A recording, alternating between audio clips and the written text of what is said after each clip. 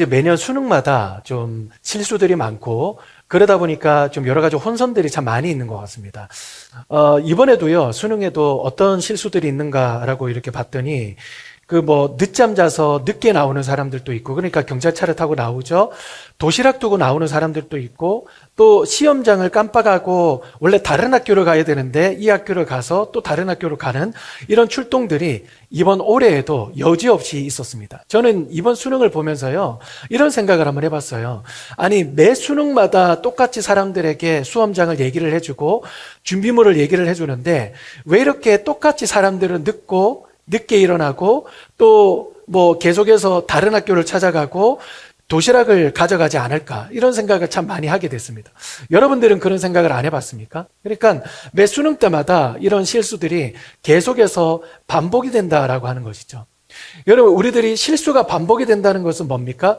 제대로 기억하지 못하고 있다는 것이죠. 그러니까 계속 실수를 반복을 한다라고 하는 것 아닙니까? 혹시 여러분들 안에도 실수를 계속 반복하는 것이 있습니까?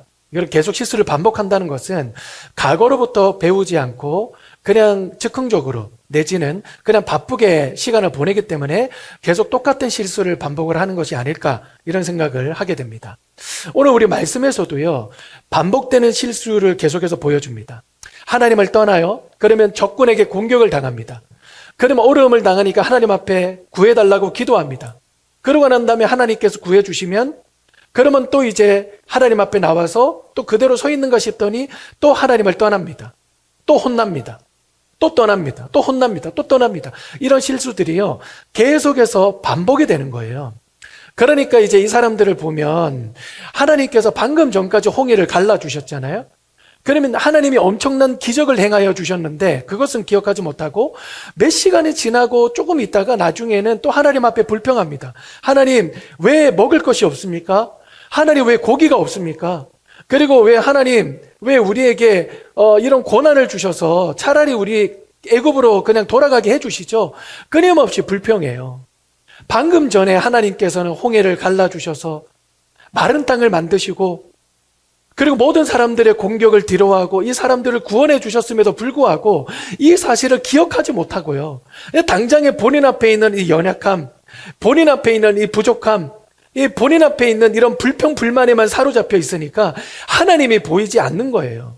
제가 최근에 휴대폰을 좀 바꿀 일이 있어가지고 휴대폰 가게를 갔는데요, 그분이 제가 목사님인 것을 잘 압니다. 그래, 이런저런 얘기를 하는데 그분이 저한테 이런 얘기를 하더라고요. 목사님, 요즘에 좀 교회가 좀 잘 되세요. 그래서 그냥 열심히 하고 있습니다. 그래서 저도 사실 교회를 다니고 있었던 거 아세요? 그래서 주사님 몰랐습니다. 제가 그랬어요. 왜냐하면 그분을 만나면 이제 담배 냄새가 늘 이렇게 풍기니까 교회를 다니는 분인지는 몰랐어요. 그런데 아마 예전에 다녔던 것 같아요. 그러면서 본인 간증을 계속 하시는 거예요. 그러면서 이제 하시는 말씀이 뭐냐면, 휴대폰 가게를 할 때 한 달 동안 손님이 거의 한 명도 오지 않을 때가 있었다고 그럽니다. 그래서 월말이면 이제 임대료도 내야 되고 그리고 여러 가지 공과금도 내야 되는데 너무 힘들었대요. 그래서 너무 힘들다 그러는데 하루는 주일날에 아침에 일찍 나와가지고 좀 답답한 마음을 안고 그런 허탈한 마음으로 의자에 앉아 있는데, 그래, 내가 교회를 가서 하나님께 한번 기도해보자, 이런 생각이 들었다는 거예요. 그래서 갑자기 이제 가게 문을 닫고 그냥 주위에 있는 교회를 찾아가가지고 가서 하나님 도와주세요 계속 기도를 했다는 거예요. 그래서 자기가 이제 휴대폰 가게 다닌다는 것도 사람들에게 알리지도 않고 목사님하고 인사도 제대로 안 하고 그냥 후다닥 나와가지고 다시 이제 휴대폰 가게로 돌아왔는데, 이분이 하는 얘기가요, 거짓말 하지 않고 그 시간 이후로부터 문을 닫는 시간까지 손님들이 계속해서 몰려오는데 이분이 한 달 동안 이 장사를 하지 못했던 이것보다 훨씬 더 넘치도록 손님이 오고요, 그리고 돈이 채워졌다는 거예요. 그래서 야, 이거 너무 신기하다. 그러면서 그날 하루를 보냈다는 거예요. 그럼 제가 그분에게 여쭤봤습니다. 요즘은 좀 어떠세요? 그러니까 목사님, 말도 마세요. 요즘에는 코로나보다 더 심하고 더 힘듭니다. 더 어렵습니다. 그러더라고요. 그래서 교회는 잘 다니고 계시죠? 아니요. 저 그날 이후로 교회 안 다니는데요. 보세요. 아니, 그렇게 하나님 앞에 기도하셔놓고 하나님의 기적을 경험하셔놓고 이게 그 기적이 딱 끝나니까 그냥 하나님을 찾지 않는 것이 좀 어리석다고 생각되지 않습니까? 그러니까 그렇대. 그러니까 코로나 탓하고 뭐 힘든 거 탓하지 마시고 하나님 앞에 나가시라고. 하나님 앞에 나가서 기도하시라고 제가 그렇게 기도를 하고 그렇게 권면을 했었습니다. 여러분 혹시 그 사람을 보시면서 혹시 안타깝다라는 생각이 혹시 드십니까? 반면에 그 사람의 모습이 나의 모습이 아닐까라는 생각은 혹시 안 드십니까? 하나님은 이제까지 나를 엄청난 기적으로 또 은혜로 또 강한 손으로 우리를 도와주시고 우리와 함께 해주셨지만 나태함으로 인하여서 또 게으름으로 인하여서 여러 가지 일들을 통하여서 다시 하나님을 찾지 못하고 하나님을 까마득히 잊어버리는 그런 삶을 우리는 살아가지는 않았는지 한번 생각을 한번 해봤으면 좋겠습니다. 여러분 믿음의 능력은 뭐냐면요 기억하는 거예요. 그러니까 성경 속에서 우리에게 끊임없이 얘기하지 않습니까? 기억하라. 하나님께서 여러분들에게 행하신 일을 기억하라.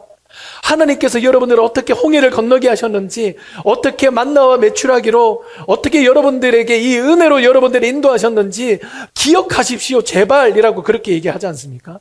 여러분 우리들은요 기억하는 것이 굉장히 중요합니다. 성경에서 이스라엘 백성들의 특기가 뭡니까? 하나님을 잊어버리는 거예요. 하나님이 우리를 사랑해 주시는 거, 하나님이 우리와 함께 해주시는 거, 하나님이 우리에게 기적을 행하시는 거, 이런 것을 잃어버리는 것이 특기입니다. 근데 하나님의 능력은 무엇입니까? 끊임없이 사람들을 찾아오시잖아요. 그들이 하나님을 버리든 그들이 하나님을 도망가든 그들이 하나님께 기도하지 않든 미신에 빠져 있든 하나님 앞에 기도하지 않든 상관없이 하나님은 끊임없이 그들을 찾아오셔서 그들에게 하나님을 기억하게 만드시잖아요. 만약에요 하나님이 그들을 찾아오시지 않고 하나님이 그들을 붙드시지 않았다면 창세기 3장으로 성경은 아마 끝났을 거예요. 하나님 먹지 말라고 하셨던 그 선악과를 먹는 그 순간부터 아마 끝났을 겁니다. 그런데 먹었음에도 불구하고 하나님은 그들에게 찾아오셔서 그들의 마음을 어루만지시고 다시 기회를 주시고 나를 기억하라라고 그렇게 말씀하시지 않습니까? 제가 지난번에 또 영화를 소개를 해드렸지만 제가 정말 좋아하는 영화 중에 하나, 제목은 제가 말씀을 드리지 않겠지만 단기 기억 상실증에 걸린 그 여학생이 한 명 나오지 않습니까? 이 사람은요 하루 종일 열심히 살더라도 그 다음 날이면 그 전날의 일들이 다 리셋이 됩니다. 근데 이 여인에게 한눈에 혹 빠져서 이 여인에게 프로포즈를 했던 남성이 나타나지 않았어요? 그러면 이 남성이 여인에게 와가지고 저랑 사귀읍시다. 그래서 그날부터 1일이 되는 거예요. 근데 그러면서 이렇게 그날 하루 동안 꽁냥꽁냥 하면서 바닷가도 여행 가고 그리고 같이 밥도 먹기도 하고 데이트도 하고 그래서 차도 한 잔 마시는데 그 다음 날이 되기 전에 다음 날에 봐요 인사를 하고 그 다음 날에 카페에서 만나서 하이 나의 여자친구 그런 막 소리를 지르기도 하고 뺨을 치기도 하고 그리고 주위에 있는 사람들에게 막 도움을 구하기도 합니다. 저 사람 나쁜 사람이에요. 저 모르는 사람이에요. 막 그러면서 이 사람을 모르게 막 그렇게 하는 거죠. 근데 그 다음 날이 돼도 이 남자친구로 또 찾아와서 이 여인에게 프로포즈를 해요. 그리고 이 여인의 손을 잡아줍니다. 그리고 이 여인에게 위로의 한마디를 하죠. 할 수 있다고, 괜찮다고. 그 다음 날이 되면 이 여인은 또 잊어버려요. 여러분 잃어버리는 사람들은 하나님의 백성들이고 끊임없이 쫓아오는 이 남자친구는 저는 하나님이다라는 생각이 들어요. 이 남자친구가 이 여자친구에게 올 때마다 늘 했던 말 그게 뭐예요? 저기요, 나를 기억하시나요? 나를 기억하시나요? 배신당하고 잊혀지고 기억하지 못하는 그 사람에게 끊임없이 소망을 품고 와서 제발 나를 좀 기억했으면 좋겠다 라고 하니 거룩한 소망을 품고 오는 그 하나님 아버지의 그 마음이 그 사람의 어떤 대사를 통해서 우리가 느낄 수 있다라고 하는 것이죠. 믿음의 능력은요 하나님을 기억하는 거예요. 우리의 현실을 바라보고 우리의 문제에 두려워하는 것이 아니라 그리고 나의 연약함에 빠져 살아가는 것이 아니라 하나님이 나를 위해서 무엇을 하셨는가, 하나님의 성경 속에서 이 세상에 무슨 일을 하고 계시는가를 기억하는 것이 우리에게는 능력입니다. 우리는요 하나님의 은혜로 이 쓸데없는 자 왜 구속하여 주는지 나는 알 수 없도다. 여러분 이거는 잘 나아가요. 하나님은 과거에 나를 구원해 주셨습니다. 이것까지는 잘 됩니다. 그리고 내가 또 의지함은 내 모든 형편 잘 아시는 주님, 여기까지는 잘해요. 오늘까지도 나를 함께 해주시는구나. 그런데 우리가 나아가야 되는 것은 뭐냐면 늘 보호해 주실 것을 나는 확실히 아네. 과거에 나를 구원해 주신 하나님, 현재 나를 아시는 하나님께서 늘 보호해 주실 것을 나는 확실히 아네. 늘 보호해 주실 것을 나는 확실히 압니다 라고 선포하면서 나가는 이것이 바로 이 믿음이다라는 것이죠. 오늘 본문에서는요, 하나님의 도우심을 받아서 전쟁에서 이기게 됐습니다. 사무엘은 이 기념돌을 하나 이렇게 놓게 되는데 에벤에셀이라고 짓거든요. 이게 어떤 뜻이냐면 하나님께서 여기까지 도우셨다, 이런 뜻을 가지고 있습니다. 더 정확하게 말하면 우리가 연약함에도 불구하고, 우리가 힘들었음에도 불구하고, 또 우리는 앞이 보이지 않았음에도 불구하고 하나님께서는 은혜로 이 자리를 우리 인도하여 주셨다라고 하는 그런 고백입니다. 우리들이 하나님 우리와 함께하여 주시옵소서라고 기도하잖아요. 여러분, 이거는 엄밀히 말하면 신학적으로 틀린 말입니다.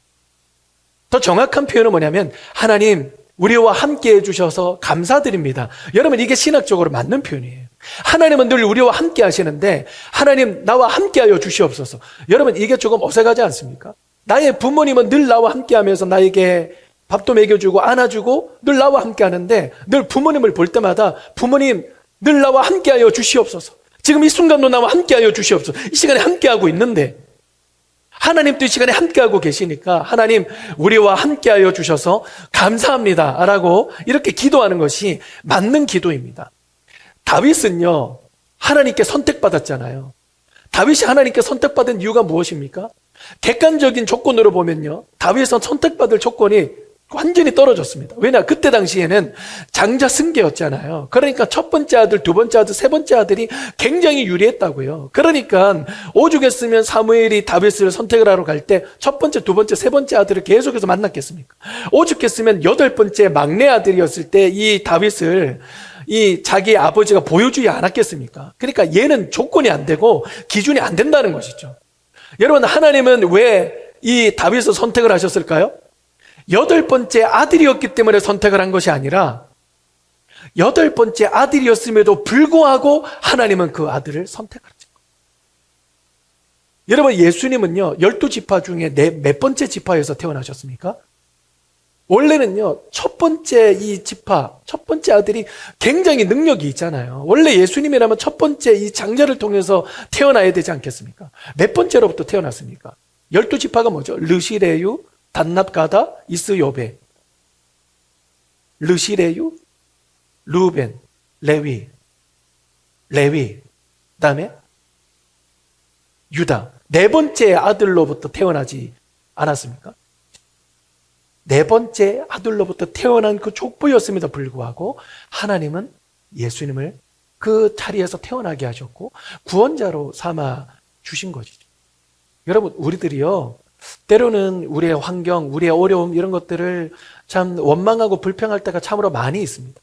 근데 믿음을 가진 사람은 그냥 하나님께서 자기에게 맡겨주신 그 자리에서 묵묵히 걸어가는 사람이에요. 저는 자기 개발서 이런 거 별로 좋아하지 않는데, 근데 유일하게 좋아하는 책이 하나 있어요. 그게 뭐냐면 가슴 뛰는 삶을 살아라라는 책이 있어요. 제가 아마 철판이 됐을 텐데, 이 사람이 허구한 날 자기를 비난하고 절망하고 불평하고 원망하면서 살다가 자기 아버지 딱 한마디 때문에 자기 인생이 바뀌게 됐다라고 얘기를 하더라고요. 아버지가 돌아가시면서 유언으로 뭐라고 얘기했냐면, 아들, 너는 변명하며 살지 말아라. 이런 한마디를 딱 듣고 자기는 나는 절대로 변명하면서 살지 말아야 되겠다. 주어진 자리에서 나는 최선을 다하면서 살아야 되겠다라고 생각을 하면서 자기는 최선을 다했다는 거예요. 그랬을 때 지나온 삶보다 그 이후의 삶들이 또 훨씬 더 풍성했다라고 얘기를 하는 것이죠. 여러분, 우리 믿음의 삶도 마찬가지라고 생각합니다. 내가 이게 부족하고 저게 부족해서 나는 할 수 없어. 이게 아니라 하나님이 나를 그럼에도 불구하고 은혜를 주셨으니 그럼에도 불구하고 저는 하나님을 기억합니다. 하나님 나의 삶을 인도해 주실 줄로 믿습니다 라고 고백하면서 나가는 것이죠. 분당에 있는 할렐루야 교회 김상복 목사님이라고 하는 그분이 쓰신 책을 제가 최근에 읽었는데, 이분이 어렸을 때 모태신앙이었다 그래요. 그래서요 성경책을 읽을 때마다 굉장히 괴로웠대요. 왜냐하면 성경책의 모든 구절들이 다 자기를 공격하는 것처럼 느꼈대요. 야, 너 하나님의 자녀 맞아?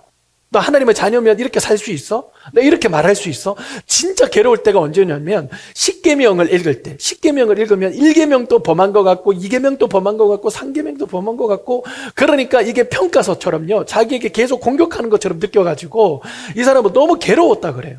근데 어느 순간부터 이분이 뭐를 깨달았냐면, 내가 완벽했기 때문에 하나님이 나를 구원하신 것이 아니라 나를 죄인임에도 불구하고, 내가 너무나 연약함에도 불구하고 나를 구원하신 하나님, 그럼에도 불구하고 나를 구원하신 그 하나님 때문에 내가 구원을 받았구나라고 하는 생각부터요, 성경을 읽는데 모든 말씀들이 다 자기를 향한 말씀처럼 느꼈다고 하더라고. 너는 너무 부족함에도 불구하고 내가 은혜로 너를 구원하였다. 네가 연약함에도 불구하고 내가 너와 함께한다. 그리고 너 지금 하나도 풀리지 않는 그런 문제 가운데 있음에도 불구하고, 그럼에도 불구하고 나는 너와 함께한다. 이런 모든 말씀들이요, 다 자기를 향한 약속처럼 느껴져서 성경을 읽을 때마다 눈물이 나고 감사하고 행복하고 그랬다는 거예요. 여러분들은 어떤 하나님을 품고 살아가십니까? 하나님을 기억하며 살아가십니까? 아니면 오늘날의 나의 문제에 묻혀서 살아가십니까? 마무리를 좀 하려고 하는데요, 제가 지난주였나? 지지난주에 야구를 너무 좋아하는데 야구를 잘 안 봐요. 왜냐하면 제가 응원하는 팀이 계속 꼴찌를 하고 있기 때문에 제 몸에 사리가 나오겠다라는 생각이 들어서 몇 년 동안 제가 야구를 현재 안 보고 있었습니다. 근데 최근에 제가 야구를 하나 봤거든요. 어떤 야구였냐면 월드 시리즈였습니다. 미국에 있는 메이저리그를 다루는 그런 월드 시리즈였는데, 한 팀이 계속해서 지고 있었어요. 근데 나중에 9회 말이었나 8회 말 정도에 어떤 그 아주 무명의 타자가 한 명 나와요. 이 사람은 잘 이렇게 타자로 잘 안 나오는 사람이거든요. 근데 이 사람이 타자로 딱 나오는데 지금 한 3대1 정도로 지고 있었습니다. 만약에 이 사람이 헛스윙을 하면은 조금 있으면 이제 월드 시리즈에서 지는 거예요. 근데 이 사람이 나와가지고 이름도 없고, 또 다른 사람들이 저 사람이 왜 나왔을까요? 이 중요한 시기에 포기했을까요? 막 이렇게 중계를 했을 정도로요, 아주 무명인 선수였는데 이 사람이 나와가지고 공을 딱 던지는데 스윙을 확 하고 합니다. 근데 그때 이제 홈런을 쳤어요. 그래서 그때 당시에 뭐 정확하게 기억은 안 납니다만은 3대2로 추격하고 따라갔어요. 근데 나중에 어떤 또 타자가 한 명 나와가지고 또 치고 해가지고 이제 역전승을 했는데요, 많은 사람들이 최고의 역전승이다 이런 얘기를 되게 많이 하더라고요. 그 정도로 아주 굉장히 사람들이 인기를 끌었던 그런 야구 경기였습니다. 제가 그걸 보면서 한편으로는 조금 감명 깊었습니다. 와, 이렇게 역전할 수도 있구나. 참 대단하다. 이런 생각을 하게 됐고, 그리고 나는 저 팀에 속해 있다면 나는 어떤 포지션일까? 이런 생각을 많이 했어요. 그래서 제가 지난 1년 동안을 딱 돌아보면서 어떻게 보면 참 감사하기보다는 한편으로는 반성을 되게 많이 했거든요. 나는 그 참 좋은 팀 내에 있는 일할도 되지 않는 타자인 것 같다. 나가면 그냥 계속 삼진만 맞고 돌아오는 그런 타자인 것 같다라는 생각을 되게 많이 했습니다. 그래서 우리 교회를 생각을 하면, 우리 오늘의 교회가 1년이 지금 이제 다가고 있지 않습니까? 근데 우리 교회를 생각을 하면 성도 한 분 한 분들을 생각을 했을 때 다 귀하신 분들이에요. 너무 귀한 분들이에요. 그래서 제가 이 평생 동안 어느 제가 다른 교회를 가더라도, 아니면 내가 다른 사역을 하더라도, 아니면 내가 다른 일을 하더라도 이런 귀한 성도들을 만날 수 있을까? 이런 너무나 좋은 성도들을 만날 수 있을까? 이런 생각이 들 정도로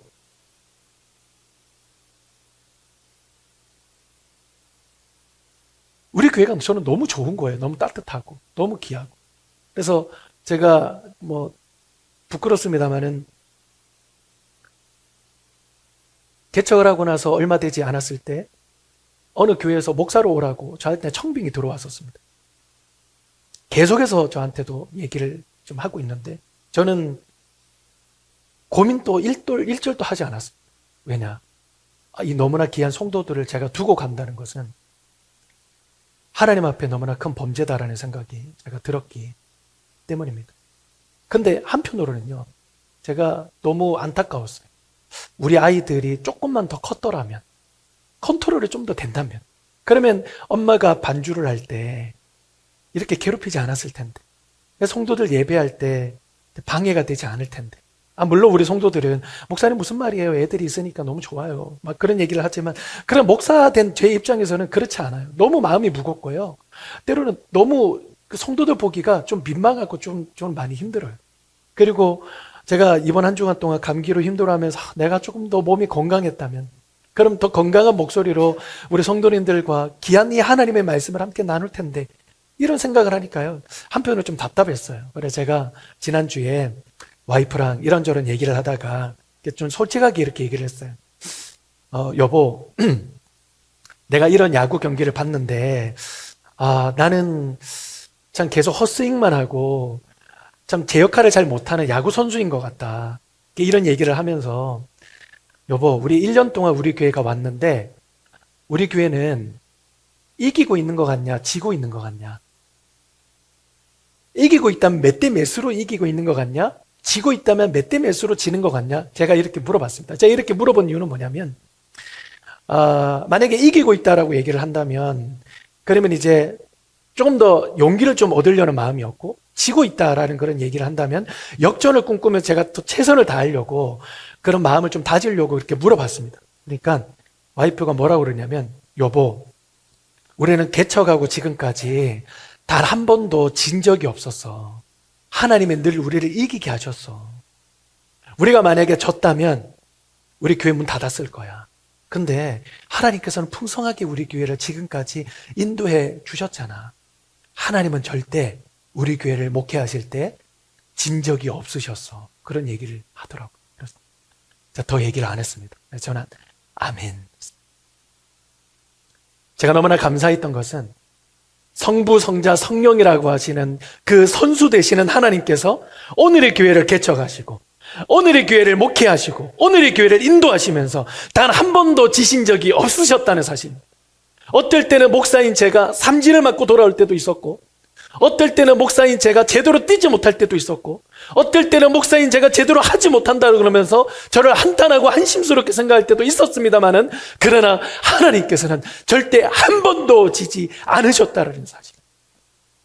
여러분, 우리들도 마찬가지입니다. 우리의 인생 가운데 어떨 때는 실패할 때도 있고, 배트를 제대로 휘두르지 못할 때도 있고, 제대로 공을 던질지도 못할 때도 많이 있었지만, 그럼에도 불구하고 우리의 인생은 한 번도 진 적이 있었습니까? 살아계신 하나님이 우리를 떠나신 적이 있으시냐고요?